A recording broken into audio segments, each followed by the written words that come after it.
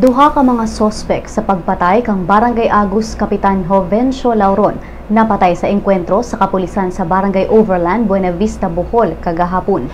Si PO3 Jeronilo Gargar sa Provincial Tactical Operations Center sa Bohol niila sa napatay nga sila si Roland Bentilio ug kaubang Fortunato Demil.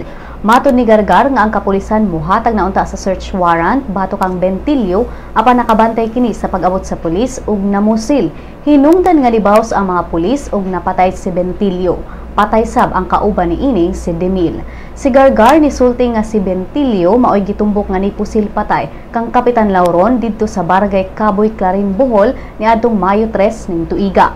Gawas kang Bentilio ug Demil nasikop sa kapulisan si Edwin Martorillas, 19 anyos, kauban ang laing lalaki nga wala pag-iila sa kapulisan ning pagbalita.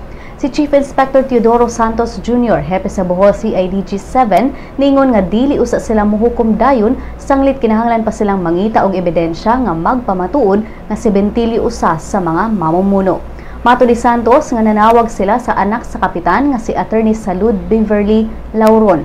Ug matod niini nga usa ka victor og laing mga witnesses nga nakakita sa gunmen sa iyang amahan o nga nipusil sa iyang amahan ang mutan-aw sa patayng lawas ni Bentilio karong adlaw.